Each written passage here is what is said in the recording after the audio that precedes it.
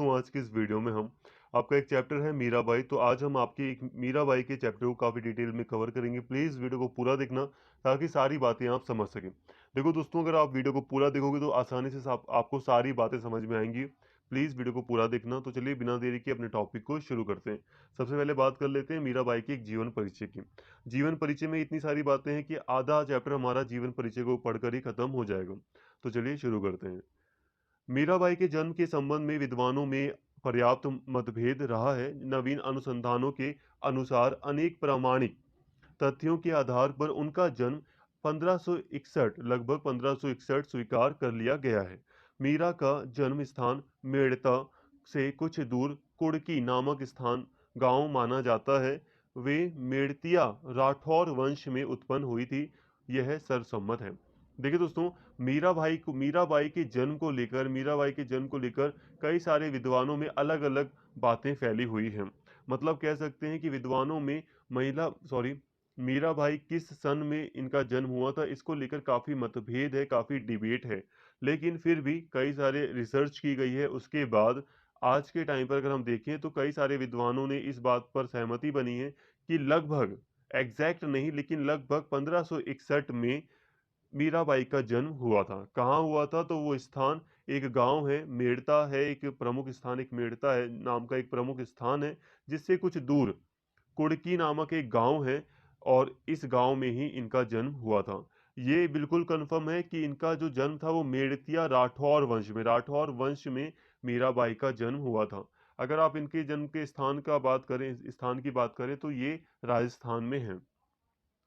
इस वंश के प्रवर्तक राव दूदा माने जाते हैं। राव दूदा जोधपुर नगर के संस्थापक राव जोधा जी के पुत्र थे। अपने पिता के आदेश पर राव दूदा ने मालवा के सुल्तान महमूद खिलजी से मेड़ता को जीतकर वहां नई बस्ती बनाई और वहीं अब सह परिवार रहने लगे। राव दूदा के 5 पुत्रों में से तीसरे पुत्र रत्न सिंह के यहाँ मीरा का जन्म हुआ था। देखिए दोस्तों, ये जो राठौर वंश था, मेड़तिया राठौर जो ये वंश था, इस वंश के जो प्रमुख जो व्यक्ति थे वो राव दूदा माने जाते हैं। अब ये कौन थे? तो राव दूदा वो व्यक्ति थे जो जोधपुर नगर के जो संस्थापक थे। राव जोधा राव जोधा जी के ये पुत्र थे राव दूदा। अब राव दूदा के देखो, राव जोधा के पुत्र राव दूदा और राव दूदा के जो पुत्र थे वो 5 पुत्र थे। तो राव दूदा का एक पुत्र जिसका नाम था रत्न सिंह, उस उसकी बेटी थी मीरा। आप समझिए कि मीरा का जन्म रत्न सिंह के यहाँ हुआ था। हालांकि जो प्रमुख जो इस इनके जो दादा थे वो थे राव दूदा। यहाँ पे आपको सामान्य बातें समझ में आ रही होंगी। मीरा अपने माता पिता की इकलौती संतान थी।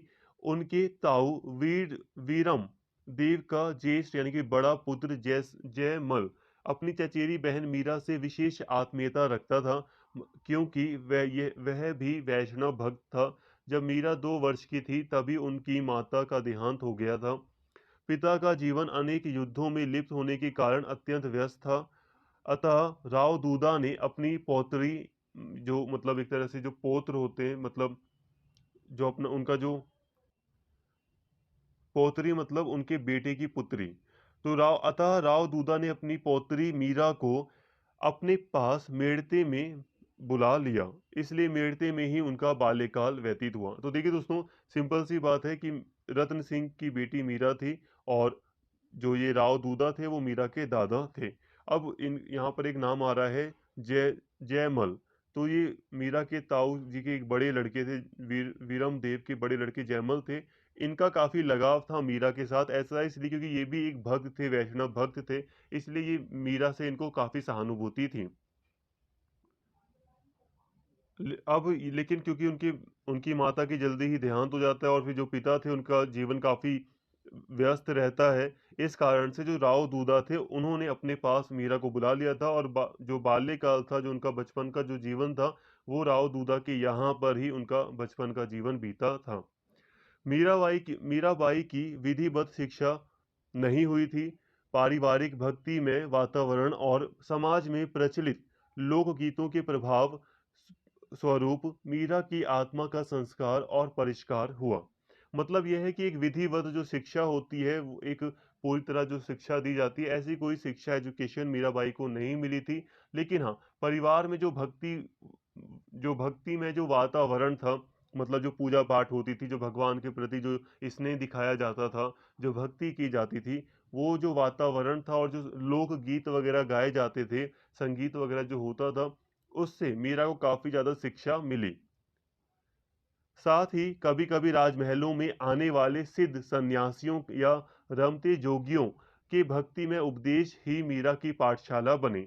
इस प्रकार लोकगीतों की मधुरता और राजसी कला प्रियता ने एक ओर उन्हें अनायास संगीत प्रेमिका बना दिया, तो दूसरी ओर साधु संगति के प्रभाववश उनका हृदय भक्ति एवं वैराग्य की ओर आकृष्ट हुआ।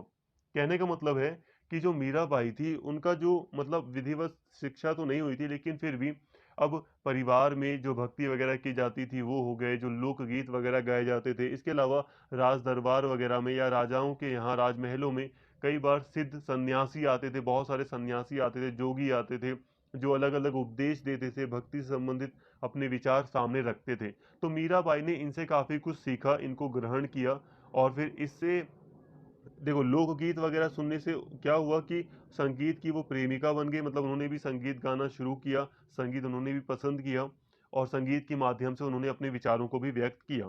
तो एक तरफ उनका संगीत से लगाव हुआ मीराबाई का, तो दूसरी ओर साधु संगति के साथ मतलब साधु संगत जो साधु वगैरह थे, जो सिद्ध पुरुष थे, उनके उपदेशों को सुनने के बाद उनका हृदय भी, जो मीराबाई थी, उनका मन भी भक्ति के मार्ग पर चलने को किया। मीरा गिरिधर गोपाल की रूप माधुरी में इतनी आसक्त हुई कि मन ही मन उन्होंने अपने आराध्य को पति रूप में वर्ण कर लिया। इस संबंध में कई जन श्रुतियां प्रचलित हैं, जिनके अनुसार मीरा गिरिधर गोपाल की मूर्ति को अपना सर्वस्व समझती हैं। देखिए दोस्तों, जो मीराबाई थी, उन्होंने गिरिधर गोपाल को ही अपना पति मान लिया था। ठीक है, उन्होंने मतलब भक्ति में इतना वो लीन हो गई थी कि उन्होंने मन ही मन पूरी तरह गोपाल को, जो कृष्ण थे, उन्हीं को अपना पति मान लिया था। अब इस संबंध में कि मीराबाई ने गिरिधर गोपाल को किस तरह से या कैसे पति के रूप में उन्होंने उन्हें स्वीकार किया या उन्हें माना, तो इसके लिए कई सारी कहानियां हैं हमारे पास। इस संबंध में कई सारी जन श्रुतियां हैं, मतलब कई सारी कहानियां हैं, इन्हें देख लेते हैं। एक जन श्रुति यानी कि एक कहावत है या एक कहानी है, जिसके अनुसार नन्ही जब वो छोटी मीरा थी, तो उसने किसी बारात को देखकर अपनी माँ से पूछा, मेरा वर कौन है। माँ ने उस अबोध बालिका, जिसके पास इतना ज्यादा बुद्धि नहीं थी, उस बालिका का मन रखने के लिए कृष्ण की मूर्ति की तरफ संकेत करते हुए उत्तर दिया, ये गिरिधर गोपाल। मतलब मीरा ने पूछा कि मेरा वर कौन है, तो माँ ने उत्तर दिया, ये गिरधर गोपाल। माँ ने कहा इसका दिल रख लेते हैं, इसको कहाँ कुछ समझ है, ऐसे ही बहलाने के लिए ऐसे कह दिया, गिरिधर गोपाल। और माना जा रहा है कि तभी से उसके मन सरल हृदय ने अपना सर्वस्व, यानी कि सब कुछ, सर्वस्व मतलब सब कुछ, गिरिधर गोपाल के प्रति अर्पित या समर्पित कर दिया। तो ये एक स्टोरी थी या एक एक जनश्रुति है जो जनता के बीच फैली है, एक कहानी। इसके अनुसार माना जाता है कि मीरा ने गिरिधर गोपाल को अपना पति मान लिया। इसके अलावा एक दूसरी भी जनश्रुति, एक दूसरी भी कहावत कह लो या पुरानी पौराणिक कथा है ये। दूसरी जनश्रुति के अनुसार एक दिन कोई साधु राव दूधा के घर पधारे, जिनके पास गिरिधर गोपाल की बहुत मोहक मूर्ति थी। बालिका मीरा ने मूर्ति पर मुग्ध होकर उसे लेने के लिए हठ किया, यानी कि जिद की, और साधु को मानना पड़ा। तभी से मीरा उस मूर्ति को सदैव अपने पास रखने लगी, यहाँ तक कि विवाह के पश्चात भी उस मूर्ति के को अपने साथ ससुराल ले गई। अब यहाँ पे एक दूसरी कहानी ये भी है कि उनका जो लगाव था गिरिधर गोपाल के साथ, वो तब हुआ जब उन्होंने एक साधु आए थे राव दूधा के घर। राव दूधा कौन थे? मीरा के दादा। तो जब मीरा के दादा यानी कि राव दूधा के घर एक साधु आते हैं, और उस साधु के पास एक बहुत मोहक, बहुत अच्छी एक गोपाल जी की, कृष्ण जी की मूर्ति होती है, जिसे देखकर जो मीरा है वो काफी मुग्ध हो जाती हैं, खो जाती हैं, जो उस मूर्ति को लेने की इच्छा करती हैं और जिद करती हैं, जिस कारण से साधु वो मूर्ति मीरा को दे देता है और तब से ही मीरा उनको अपना पति मान लेती है या उस मूर्ति को अपने साथ रखती हैं। मीरा का विवाह चित्तौड़ नरेश राणा सांगा के पुत्र, राणा सांगा को आप हिस्ट्री में पढ़ते हैं, चित्तौड़ नरेश राणा सांगा के पुत्र भोजराज से हुआ था। मीरा के जीवन में अंतः संघर्ष बहुत पहले ही आरंभ हो गया था। गिरिधर गोपाल की मूर्ति का पति रूप में वर्ण वह बहुत पहले ही कर चुकी थी। भोजराज के साथ विवाह सूत्र में बंधने के पश्चात मात्र उनका लौकिक शरीर ही ससुराल में गया था। श्री कृष्ण की मूर्ति भी वह अपने साथ ले गई थी, सदैव उसी के ध्यान में लीन रहती थी। देखिए दोस्तों, जो मीराबाई थी, उनका जो विवाह था वो चित्तौड़ के एक जो नरेश थे, राजा थे, जिन्हें हम जानते हैं राणा सांगा, उनके एक पुत्र थे भोजराज, तो इनके साथ हुआ था। हालांकि मीरा ने अपनी शादी से पहले ही, विवाह से पहले ही गिरिधर को अपना पति मान लिया था और अपने परिवार में बता भी दिया था कि मैं गिरिधर को, जो कृष्ण जी हैं, उनको अपना स्वामी मानती हूँ। लेकिन फिर भी उन्हें संघर्ष करना पड़ा और उन्हें उनकी फिर शादी करा दी जाती है।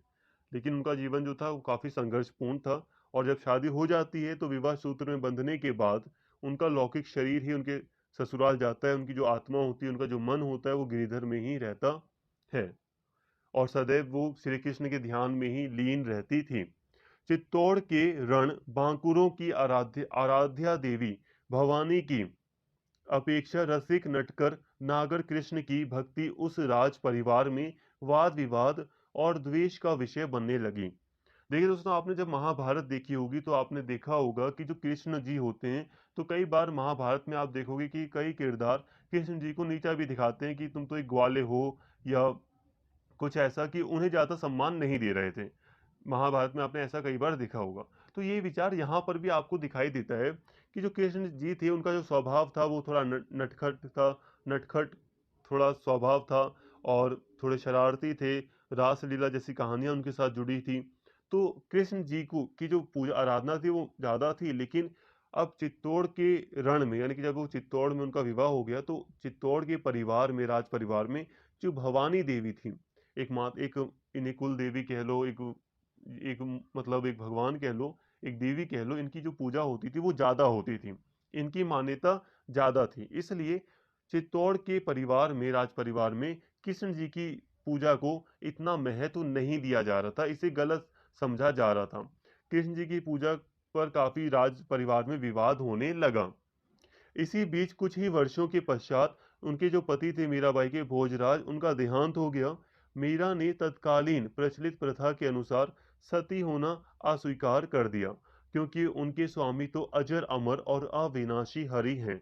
वे चिर सुहागिनी अपने को विधवा कैसे मान लेती। तो देखिए, भोजराज जी की मृत्यु हो जाती है, जो उनके पति होते हैं मीराबाई के, और जैसे कि उस समय प्रथा थी कि जिसका भी पति, मतलब जिसका देहांत हो जाता था तो उसकी वाइफ को सती होना पड़ता था। मतलब सती का यही था कि उसकी चिता पर उसे बैठना पड़ता था, जलना पड़ता था। तो लेकिन मीराबाई ने इसको स्वीकार नहीं किया, क्योंकि उन्होंने कहा कि जो मेरे मेरे जो पति हैं, मेरे जो स्वामी हैं, वो अजर अमर हैं, क्योंकि उन्होंने कृष्ण जी को अपना स्वामी मान लिया था, तो वो विधवा बनने को तैयार नहीं थी। अब मीरा लौकिक बंधन से मुक्त होकर गिरिधर की प्रेम साधना में और भी दृढ़ता से तल्लीन हो गई और कुल परिवार के मर्यादावादी नियमों की परवाह किए बिना साधु संगति एवं भक्ति पूजा में अपना समय व्यतीत करने लगी। अब देखिए दोस्तों, जो मीराबाई थी, अब उन्होंने जितनी भी, मतलब जो भी बाउंडेशन थी, जो भी नियम वगैरह थे एक राज परिवार के, उसको उन्होंने तोड़ दिया। अब उन्होंने परिवार वगैरह को मतलब थोड़ा नज़रअंदाज करते हुए जो साधु संगति थी, मतलब जो साधु वगैरह थे, उनके साथ रहना शुरू किया। मतलब उनकी संगति में वो गई, उपदेश लिया उनसे उन्होंने, भक्ति पूजा में वो लीन हो गई, उन्होंने सारा समय अब इसी में बिताना शुरू कर दिया। मीरा के ससुर जो थे, मतलब भोजराज के जो पिता थे राणा सांगा, वो उदारवादी प्रवृत्ति के थे। अंतः अतः राजरानी की उस उन्मुक्त साधु संगति से बहुत अधिक व्यवधान और विरोध नहीं आया। मतलब देखिए दोस्तों, जो के जो ससुर थे राणा सांगा, वो उदारवादी प्रवृत्ति के थे, मतलब थोड़े खुले विचारों के थे। इसलिए उन्होंने जब तक वो जिंदा थे राणा सांगा, तब तक मीराबाई की जो साधु संगति थी, जब वो साधुओं के साथ मतलब भक्ति वगैरह कर रही थी, उपदेश वगैरह ले रही थी, संगीत वगैरह में शामिल हो रही थी, तो इस चीज़ में कोई रुकावट नहीं आई, कोई विरोध स्पष्ट रूप से सामने नहीं आया। विरोध तो हो रहा था रानी मीरा का, लेकिन फिर भी स्पष्ट रूप से ज़्यादा विरोध नहीं हो पाया क्योंकि राणा सांगा काफ़ी उदार प्रवृत्ति के थे, काफ़ी खुले विचारों के थे। लेकिन ससुर की मृत्यु और उधर पिता की मृत्यु ससुर की मृत्यु और पिता की मृत्यु हो जाने से ससुर की मृत्यु और उधर पिता की मृत्यु हो जाने से मीरा के जीवन में उथल-पुथल और बढ़ गई। सांगा के छोटे पुत्र को राजगद्दी मिली। उनकी असामयिक यानी कि उनकी भी अचानक फिर मृत्यु के पश्चात विक्रम सिंह को राजा बनाया गया। धीरे-धीरे मीरा को अपने देवर और राजघराने से प्रताड़ना, लांछना लांछना और भिन्न-भिन्न प्रकार के कष्ट झेलने पड़े। किंतु जैसे-जैसे संघर्ष तीव्र होता चला गया, वैसे-वैसे उनकी साधना, उनकी पूजा, उनकी भक्ति प्रखर होती चली गई। अब देखिए, समय के साथ जब ससुर की मृत्यु हो गई, पिता की मृत्यु हो गई, तो जो मीराबाई थी, उनका जीवन और भी कष्टदायक होता गया, उन्हें और भी ज़्यादा संघर्ष करना पड़ा। अब जो राजघराना था, उसने मीरा को सताना शुरू कर दिया। जैसे कि जो राजघराना था, उसने बिल्कुल भी पसंद नहीं किया मीरा की जो भी मतलब मीरा के द्वारा जो भक्ति, साधना जो साधु संगति थी बिल्कुल भी पसंद नहीं की जा रही थी और इसका काफ़ी ज़्यादा मतलब इस कारण से मीरा को काफ़ी ज़्यादा संघर्ष करना पड़ा। लेकिन जैसे जैसे संघर्ष बढ़ा वैसे वैसे उनका विश्वास भी बढ़ता गया अपनी भक्ति पर। मीरा को विष दिए जाने की घटना के पश्चात उनका ससुराल में रहना कठिन हो गया था। अतः मीरा के ताऊ वीरम देव ने उन्हें मेड़ता में वापस बुला लिया। जयमल जो कि उनका भाई था जो पहले सहानुभूति रखता था काफ़ी मीरा से, तो जयमल ने अपनी चचेरी बहन को भक्ति निवेदन में पर्याप्त सहायता पहुंचाई। कुछ समय पश्चात वे अजमेर चली गई, जहां उन्होंने तीर्थराज पुष्कर की यात्रा की, वहां से वे वृंदावन आ गए। तो ये सिंपल है, ज़्यादा समझाने वाली चीज़ नहीं है कि वो जयमल ने उनकी काफ़ी मदद की, उन्हें सहायता दी और फिर वो अजमेर चली गई और वहाँ पे यात्रा की, एक तीर्थ यात्रा की उन्होंने तीर्थराज पुष्कर की और फिर वहाँ से वो वृंदावन आ गए। वृंदावन आने से पहले उनकी भक्ति धारा में सिद्धों, योगियों और रसिक भक्तों की साधना पद्धति का प्रभाव था। यहाँ आकर स्वाभाविक रूप से उनकी भक्ति धारा माधुर्य भाव यानी कि प्रेम की जो भावना होती है वो ज़्यादा आ गई। अब इसमें माधुर्य भाव के निश्चित मार्ग की ओर अग्रसर हो गई। साधु संगति का स्वच्छंद आनंद, भगवत वार्ता श्रवण करने का परम सुख एवं अपने गिरिधर गोपाल की नित्य लीला भूमि वृंदावन की कुंज गलियों में उन्मुक्त विहार का अनुकूल अवसर पाकर मीरा गा उठी। मतलब अब मीरा यहाँ आकर और खुली और भी ज़्यादा उन्हें आनंद महसूस हुआ क्योंकि अब वृंदावन आ गई और वृंदावन तो ऐसी जगह है जहाँ पर गोपाल जी की ही सारी बातें की जाएंगी। तो कई सारे लोग और भी मिले भक्ति से संबंधित उन्हें। तो अब मीरा यहाँ पे आकर काफ़ी और भी ज़्यादा स्वतंत्र हुई और मतलब खुले रूप से और वो उन्होंने अपने विचार को भक्ति को आगे बढ़ाया। वृंदावन में भक्ति संगीत की सुमधुर लहरी बिखेरने के पश्चात वे द्वारका चली गईं। उन्होंने अपने जीवन में द्वारका में ही रणछोड़ जी के मंदिर में भगवान कृष्ण की मूर्ति के सम्मुख एकाग्र भाव से भजन कीर्तन करते हुए अपना जीवन व्यतीत किया। तो उन्होंने अपना अंतिम जीवन पूरी तरह द्वारका में ही व्यतीत किया। भगवान कृष्ण के लिए उन्होंने फिर भक्ति मतलब भजन कीर्तन करती रही वो। रणछोड़ जी का जो मंदिर था, इस मंदिर में उनकी मूर्ति में ही मीरा अंतर ध्यान मतलब उन्होंने अपना पूरा मन जो कृष्ण जी की जो मूर्ति थी मंदिर में उसके उस मूर्ति में उन्होंने पूरी तरह अपना मन लगा दिया। ऐसी बात प्रचलित है कि मीरा का निधन काल विक्रमी संवत 1615 से 1620 के बीच माना जाता है। विक्रमी संवत देखो जो विक्रमादित्य थे, आप सुनते हैं विक्रमादित्य वगैरह के बारे में, तो इन्होंने अपना कैलेंडर जारी किया था कि इस टाइम से मेरा जो मतलब जो सन है वो शुरू होता है। अब यहाँ पे कंफ्यूज मत होइए, आप ये मान लीजिए नॉर्मली कि विक्रम संवत के अकॉर्डिंग 1615 से लेकर 1620 के आसपास इनका इनका निधन हुआ था। देखो हो सकता है कुछ बातें आपको डिफिकल्ट लग रही हो, जो डिफिकल्ट लग रही हैं चीज़ें उनको तो आप स्किप कर सकते हैं। मैक्सिमम जो बातें समझ में आ रही हैं उनको और अच्छे से समझो और उन्हें याद रखो। कुछ चीज़ें वर्ड डिफ़िकल्ट होंगे तो कोई दिक्कत नहीं है। मैंने समझाया है, वैसे आपको अगर कोई दिक्कत लग रही कोई वर्ड वगैरह, देखो एग्जैक्ट आप याद नहीं कर पाओगे। जैसे कि यहाँ पे आप स्वच्छंद जैसे शब्द देखने को मिल रहे हैं, कुछ कठिन दूसरे शब्द हैं, तो आप ऐसे एग्जैक्ट याद नहीं कर पाओगे। इसलिए आप जितना आप समझ पा रहे हो उसको याद करो, अपनी आसान भाषा में याद कर लो, कोई दिक्कत नहीं है। अब बात करते हैं साहित्यिक परिचय की, कि इनका इन्होंने साहित्य के क्षेत्र में क्या क्या इनके कार्य रहे मीराबाई के। जीवन काल को ही हमने देख लिया, और जीवन काल में हमने कई सारी बातें इनकी जीवन परिचय में देख ली। मीरा द्वारा रचित कही जाने वाली पूर्ण या अपूर्ण रचनाओं की संख्या 11 है, यथा गीत गोविंद की टीका, नरसी जी का मायरा आदि। तो देखिए दोस्तों, मीराबाई ने लगभग 11 ग्रंथ लिखे हैं। 11 मतलब इनके द्वारा लिखी जाने वाली रचनाएं 11 हैं। हो सकता है 11 में कुछ पूरी तरह लिखी गई हैं, कुछ चीजें पूरी तरह इनके द्वारा नहीं लिखी गई हैं।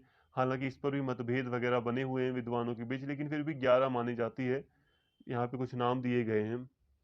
मीरा के पदों में गीत संगीत और रागात्मक भाव प्रवणता का माधुर्य इतना अधिक है कि प्रत्येक प्रदेश और जनपद में जन जन का कंठहार होने में उन गीतों को बहुत देर नहीं लगी। कहने का मतलब है कि जो मीरा जी का जो गीत था वो इतना आसान था, इतना प्रेम पूर्वक था, इतना उसमें मधुरता थी, इतना उसमें रस भरा हुआ था। रस का मतलब यहाँ पे प्रेम कह लो, एक मिठास थी उस गीत में मीरा जी के, जिस कारण से जो मीरा जी का जो गीत था मीराबाई का, उनके गीत को लोगों के मुंह पर आने में ज्यादा टाइम नहीं लगा। कंठहार मतलब लोग उसे गुनगुनाने लगे। स्वाभाविक परिणाम यह हुआ कि उनका मूल पद गुजरात, राजस्थान, ब्रज, पंजाब आदि जिन जिन भाषा भाषियों के कंठ यानी कि गले यानी कि उनके मुंह का अंग बना, अथवा मीरा स्वयं उपर्युक्त प्रदेशों में जहां जहां गई, उन गीतों की शब्दावली और गीत संगीत का स्वरूप उनके अनुरूप हो गया। फलतः उनके मूल पद के अनेक रूप प्रचलित हो गए। मतलब ये कि अब मीरा जी के जो गीत थे, वो जो पद थे, वो काफी इजी हो गए और इतने अच्छे थे कि लोगों ने उन्हें गुनगुनाना शुरू कर दिया, जिससे कि वो जहां जहां मीरा जी के गीत फैले थे, जहां जहां मीरा गई थी, वहां वहां उनके गीत, उनके जो शब्द थे गीतों में, वो फैल गए। मीरा बहुत समय तक वृंदावन में वैष्णव भक्त का मतलब है जो विष्णु जी के भक्त हैं, वो उनके सानिध्य मतलब उनके साथ भी रही थी। उसके पश्चात द्वारिकापुरी में भी उन्होंने पर्याप्त समय व्यतीत किया था। अतः या इसलिए उनकी भाषा अधिकांशतः राजस्थानी भाषा पे कहाँ से आ गए भाषा। दोस्तों यहाँ पे अभी हमें ये भाषा को समझना है, अब की भाषा क्या रही थी मीराबाई की, तो यहाँ इससे देखते हैं। मीरा का जन्म स्थान मेड़ता है। यह मारवाड़ राजस्थान में स्थित है। अतः उनकी मातृभाषा मारवाड़ी थी। मीरा का युग साहित्यिक दृष्टि से ब्रज भाषा के विकास का युग था। ब्रज भाषा उन दिनों वैष्णव भक्तों की वाणी सुधा का प्रमुख साधन थी। अब मीरा भाई का जो युग था, उस समय ब्रज भाषा का विकास बहुत ज्यादा हुआ था। जो ये भाषा थी वो वैष्णव भक्तों, जो विष्णु जी के जो भक्त थे, उनके द्वारा बहुत ज्यादा इसका प्रयोग किया जाता था। मीरा बहुत समय तक वृंदावन में वैष्णव भक्तों के सानिध्य में रही थी, उनके साथ रही थी। द्वारकापुरी में भी उन्होंने पर्याप्त अपना जीवन बिताया था। अतः उनकी जो भाषा थी वो राजस्थानी और ब्रज दोनों का मिश्रित रूप थी। गुजराती और कहीं कहीं पंजाबी खड़ी बोली तथा पूरब का थोड़ा बहुत संकेत उनके पदों में प्रयुक्त शब्दों से मिल जाता है। मतलब मिलता है हमें, कुछ पंजाबी शब्द भी देखने को मिल जाते हैं, कुछ खड़ी बोली से संबंधित कुछ शब्द भी देखने को मिल जाते हैं मीरा जी के पदों में। मीरा के काव्य की लोकप्रियता का सबसे बड़ा कारण है उनके भावों का संगीत की लय में बंधा होना। देखो दोस्तों, जो मीरा जी के जो काव्य थे, जो अलग अलग आप काव्य देखते हैं, 2 लाइन के 4 लाइन कैसे आपने काव्य देखे होंगे, तो ये जो काव्य थे मीराबाई के, वो लोकप्रिय इसलिए थे क्योंकि ये जो काव्य थे उसको संगीत में पिरोया इन्होंने। देखो, आप कभी गाना सुनते हो भगवान का, तो वो आपको ज्यादा अच्छा लगता है कथा सुनने से भी। ध्यान दीजिए, हालांकि कथा का अपना ही एक अलग, कहानी का अपना अलग एक वो है, एक अपना इंटरेस्ट है, लेकिन फिर भी जब वो चीज आपको गा कर सुनाई जाती है, तो वो अलग तरीके से उसका प्रभाव पड़ता है। तो संगीत में उन्होंने पिरो दिया, संगीत में बांध दिया, उसको भाव व्यक्त कर दिया उसमें। प्रत्येक पद से पहले उसके राग या रागिनी का निर्देश दिया गया। इससे मीरा के लोक व्यवहार ज्ञान और भावनाओं को दूसरों तक पहुंचाने की क्षमता का परिचय मिलता है। तो यहाँ तक हमने भाषा को देख लिया, मीराबाई ने साहित्य में कौन सी भाषा व्यक्त की थी। अब हमारा जो मेन टॉपिक है, लास्ट का जो मेन टॉपिक है, वह है कि मीरा की भक्ति भावना क्या थी। अब हम इसे समझ लेते हैं। तो मीरा की भक्ति भावना, मीरा ने अपने आराध्य श्री कृष्ण की भक्ति दाम्पत्य अर्थात पति पत्नी भाव से की। उन्होंने कृष्ण को प्रियतम, पति, धनी, स्वामी आदि विभिन्न संबंधों से पुकारा है। वे अपने इस लोक के पति कुंवर भोज से भी अधिक प्रेम अपने गिरिधर से करती हैं। यह बात उनकी संपूर्ण पदावली से स्पष्ट हो जाती है। मीरा को नटवर नागर सांवरे की, नटवर नागर सांवरे किसको कहा गया है? श्री कृष्ण को, की मनोहरता पर अभिमान है। इस इसका उन्होंने मुक्त कंठ से वर्णन किया है, मतलब खुद उन्होंने बताया है। स्वयं को उनकी जन्म जन्म की दासी और उन्हें पूरा जन्म का साथी बताया है। देखिए दोस्तों, जो मीराबाई की अगर हम भक्ति को देखें कि उनकी, हमने जीवन परिचय को देख लिया, हमने कई सारी बातें की। अगर हम सिर्फ भक्ति को देखें कि भक्ति के क्षेत्र में वो उन्होंने कैसी भावना रखी, तो उन्होंने भक्ति की। उन्होंने कैसी भक्ति की? उन्होंने प्रेम की भक्ति की श्री कृष्ण के साथ। जैसे कि उन्होंने यहाँ पर पति पत्नी भाव से भक्ति की। उन्होंने पूरी तरह कृष्ण जी को अपना प्रियतम, अपना सब कुछ, अपना पति, अपना स्वामी, सब कुछ उन्होंने श्री कृष्ण को मान लिया। और वो उनके ऊपर मोहक, मतलब उनकी मनोहरता पर वो उन्होंने अभिमान किया। मीरा की यह भावना मिलन और वियोग दोनों स्थितियों में अद्भुत उल्लास, आतुरता, तन्मयता से व्यक्त हुई है। मीरा श्री कृष्ण की कल्पना प्रेमी और पति दोनों के रूप में करती हैं। यहाँ पे श्री कृष्ण की जो कल्पना करती हैं मीरा, वो प्रेमी के रूप में भी करती हैं और पति के रूप में भी करती हैं। मतलब अपना सब कुछ मान बैठी हैं उनको। अब मीरा की जो भावना है, जो भक्ति भावना है, उसमें मिलन मिलन और वियोग दोनों की भावना हमें दिखाई देती है। देखो दोस्तों, मतलब एक उत्साह दिखाई देता है, खुशी दिखाई देती है, लेकिन साथ में ही मीरा की भावना में, मीरा की भक्ति में हमें एक अलगाव की भावना दिखाई देती है, जिसमें आप देखोगे कि मीरा कई बार उल्हाना कर देती हैं या शिकायत करती हैं श्री कृष्ण के लिए कि वो उनसे मिलने नहीं आते। मीरा कहती हैं कि मैं कितना संघर्ष कर रही हूँ आपके लिए और आप मुझसे मिल नहीं रहे हैं। भक्ति भाव के अनेक प्रकार हैं, जैसे शांत, दास्य, सख्य, वात्सल्य, माधुर्य। देखो दोस्तों, ये अलग अलग प्रकार हैं भक्ति भाव व्यक्त करने के। लेकिन यहाँ पे हमें सबको नहीं समझना, ठीक है? अगर हम सबको समझेंगे तो आप कंफ्यूज हो जाओगे, और आपको यहाँ पर भी कोई, आपको कुछ यज्ञ वगैरह तो आगे करना नहीं है ना, तो आपको यहाँ पर इनको अच्छे से समझना नहीं है। समझने का मतलब मैं इसलिए कह रहा हूँ क्योंकि आप कंफ्यूज हो जाओगे, अभी समझ लोगे इतना डिटेल में, और इतना डिटेल इनफ नहीं है, क्योंकि इतना बड़ा सिलेबस है। उस सिलेबस में इतना डिटेल में अगर आप एक एक चीज़ कवर कर लोगे तो आपका लॉस ही है, कुछ फ़ायदा नहीं है, इतना आपको लिखना भी नहीं है। तो ये भक्ति भाव के प्रकार हैं, यहाँ पे मैंने आपको ये बताया, नाम बता दिए, सिर्फ ये प्रकार हैं।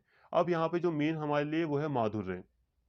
ऐसा इसलिए क्योंकि यहाँ पर आप पढ़िए आगे, इन सब के अतिरिक्त जो माधुर्य भाव अथवा मधुर रस की भक्ति में भक्त ईश्वर को अपना पति और सब कुछ मानता है। इस कारण इसका संबंध ईश्वर के साथ अपेक्षाकृत अधिक घनिष्ठ हो जाता है।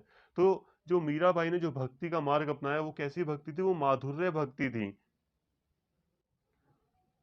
माधुर्य भक्ति भक्ति में ईश्वर को अपना पति मान लेना या अपना सब कुछ मान लेना शामिल होता है, कि मेरा जो सब कुछ है।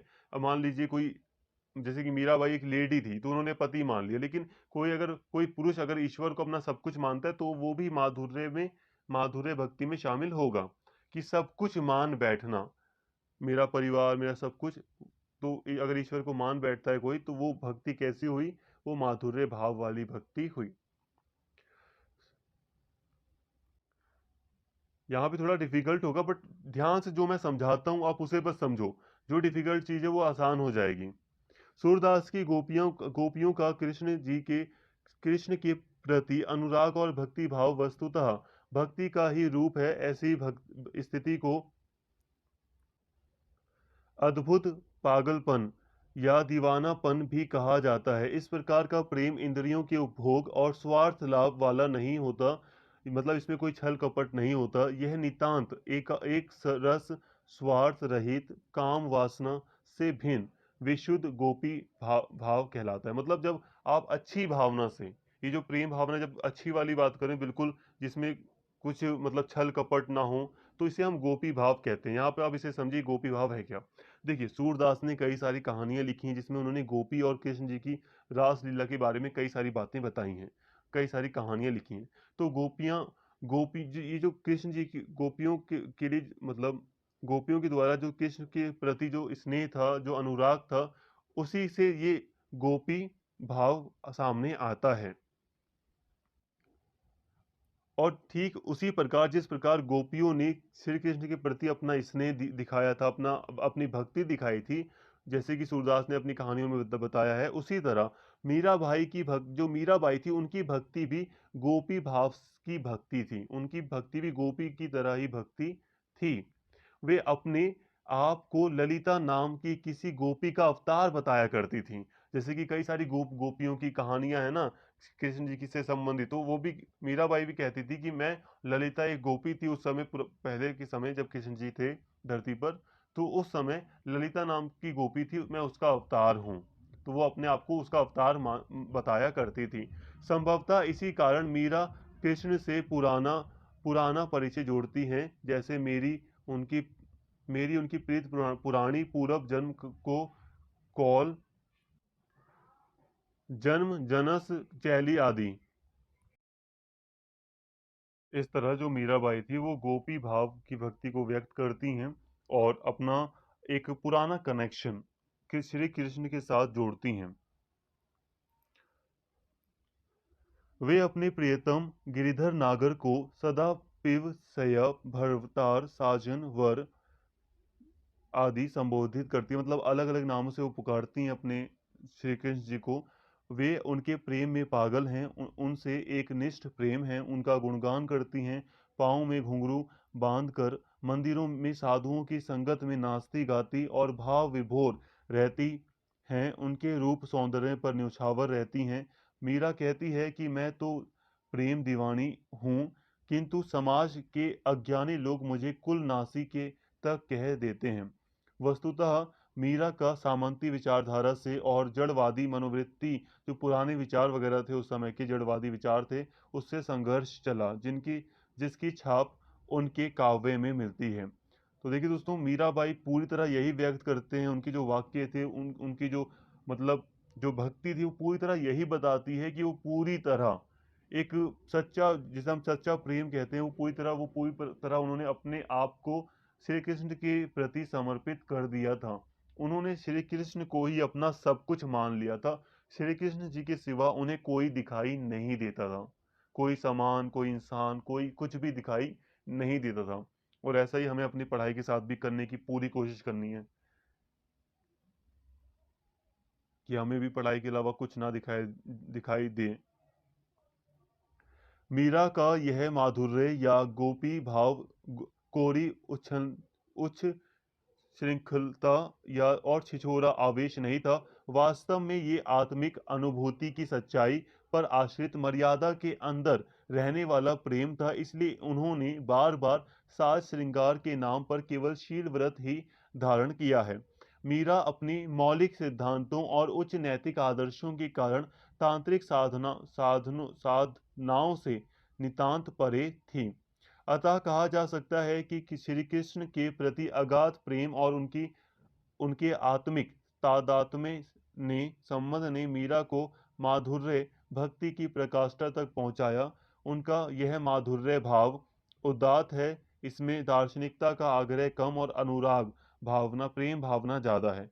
मीरा का प्रेम लौकिक रूप में सामान्य स्त्री पुरुष के प्रेम के समान व्यक्त हुआ है, किंतु उनका प्रियतम इस जगत का पुरुष ना होकर, देखो दोस्तों, जो मीराबाई थी, उनका जो प्रेम था उसे आप ऐसे छिछोरापन या कुछ अलग नहीं मान सकते। वो वास्तव में एक सच्चा प्रेम था, एक मर्यादा के अंतर्गत था। ऐसा नहीं था कि मर्यादा के बाहर तो उन्होंने सब कुछ किया श्री कृष्ण को हासिल करने के लिए, ऐसा कुछ नहीं है। उन्होंने बस भक्ति का रास्ता अपनाया।